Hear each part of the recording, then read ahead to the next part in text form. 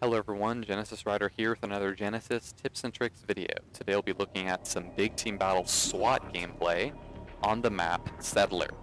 Now I would like to say that this is a temporary playlist as voted on by the community, and it is just normal SWAT with DMRs and or battle rifles, except in a big team battle setting on all the big team battle maps. Some maps are more fair than others, but this happens to be an especially brutal map for SWAT because of players sticking it out on the ridge and the fact that your respawn time is so fast. And so I want to just give you guys some good tips and tricks for SWAT big team battle if you're playing the playlist until the 20th of January when it is taken out of matchmaking.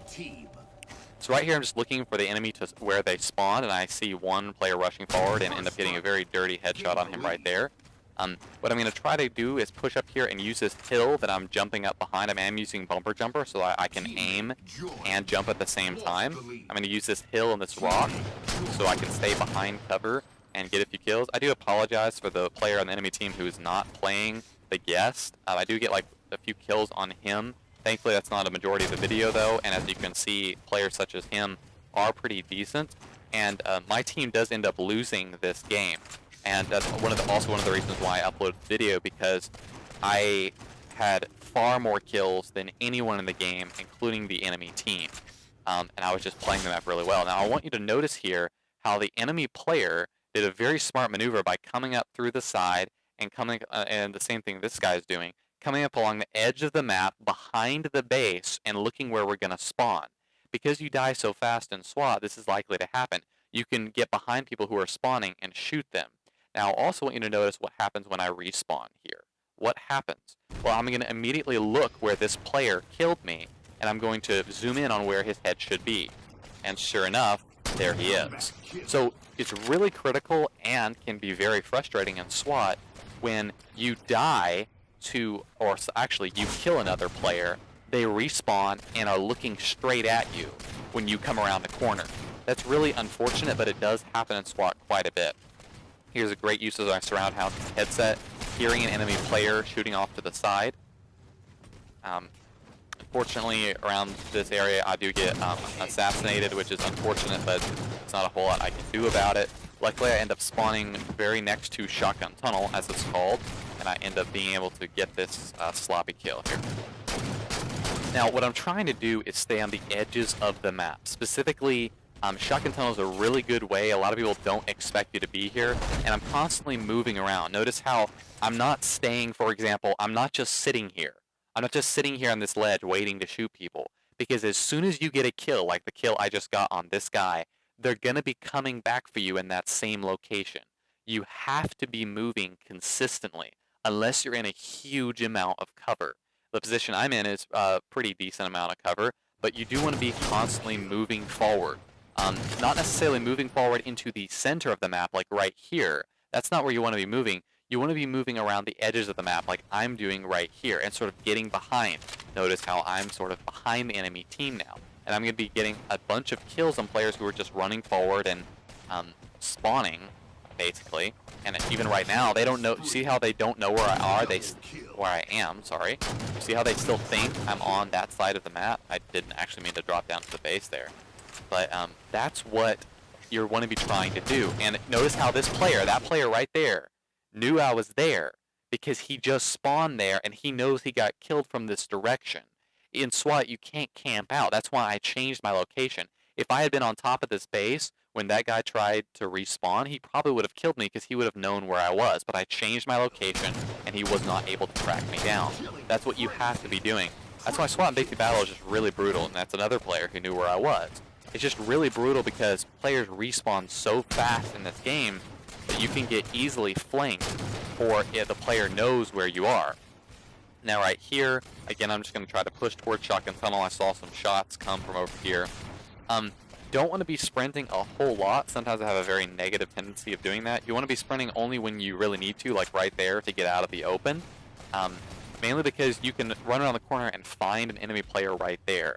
I find a lot of players sprint until they see a player.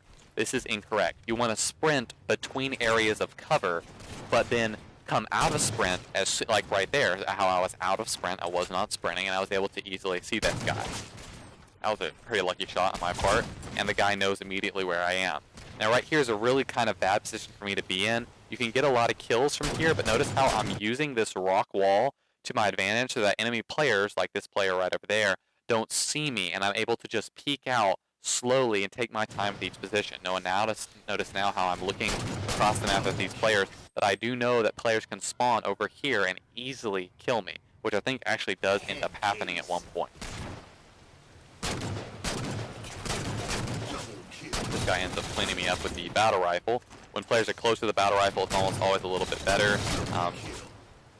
They get those kills, but as you can see, these long-range kills with the DMR are just so brutal. You definitely don't want to be using the DMR because of that range on all the big team battle maps. In normal SWAT, you'd mostly want to use the battle rifle, but in big team BTB, obviously you want to use the DMR. At least if you want to get a lot of kills and not die a whole lot. Now again, this is just me using the cover of this little hill and jumping up and just peeking my head above the cover like I'm doing right now to get these kills. Now this NA player is just, I don't know, like mentally retarded or something because he didn't see where I was. Really good shots by me right there. Again, I just peek out here. Sometimes I'm able to get quite a few amount of kills where I am right now, but I don't end up doing that much in this film. Again, I see that same player, the same guest charging out there, and I know where they're going to be spawning. Again, the guy on top of the base with the BR cleans me up. You can see the enemy players are 10 kills ahead of us right now. This is unfortunate because I didn't see this guy. I shouldn't have been charging out there so much. I know this guy's up on the ridge, so I'm just going to make that shot count there if he comes into play. Now again, we did get shot from the sides here. That's why I died so quickly. So I'm just going to try to charge over here and make something happen.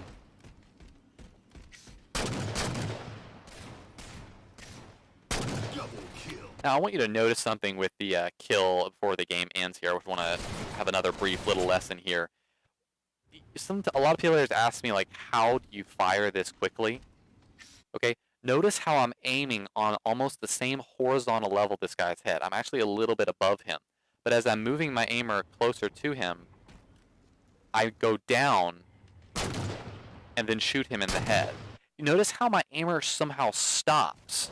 Like, it almost stops when I'm aiming at him, okay? That's because when you're aiming at someone, your reticle sticks to them a little bit. It's called the basically the auto aim in the game. So you can use that to your advantage to do whip shots. But you really, in SWAT, that's obviously not necessarily the best way to get a kill, but in situations like this, it can be very handy, and you can use it and exploit it to your advantage. In that situation, I am aiming far more than I am moving. In most games, you want to be sort of moving from side to side to get your shots to line up, not necessarily just whipping your scope. But in SWAT, you can do a little bit more of whip scoping. Double kill. For sure. Triple kill.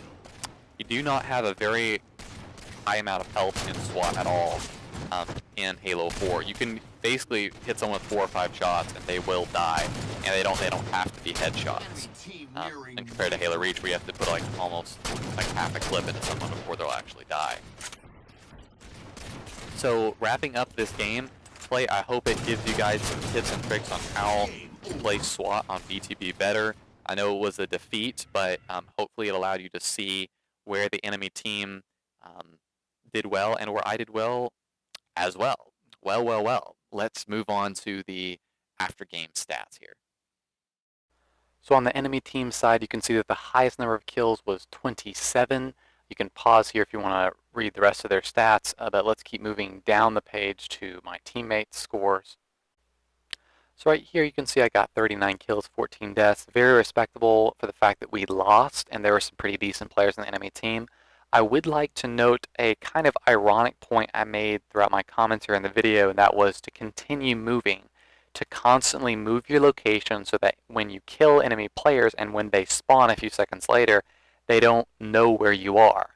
What I mean by this, as you saw me about for a third of the gameplay, staying in the same general location, bottom middle, watching their base, what I mean by constantly moving doesn't necessarily mean to actually pick up your stakes and move across the map to another area. It just means that if you're patrolling or deciding to stay in a specific area, you need to be constantly moving back and forth. Maybe have a few different angles you can watch. And if you watch me throughout that film, maybe go back and watch the film, you'll see that I get to an area and then look through several angles before moving and pushing up even further. In some areas, like the bottom middle of the map, I don't even push up from that area because the angles I have are so good and it's hard to get me. And even when I am taken out, I can just move to another area.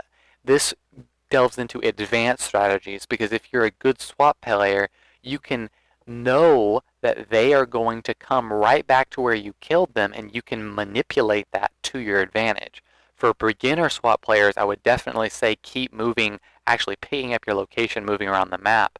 But for advanced SWAT players, a wide variety of strategies exist in this specific area. So guys, I hope you enjoyed this tips and tricks gameplay on the BTB map Settler. I'll see you on the next capture or whatever I end up recording. Peace, guys.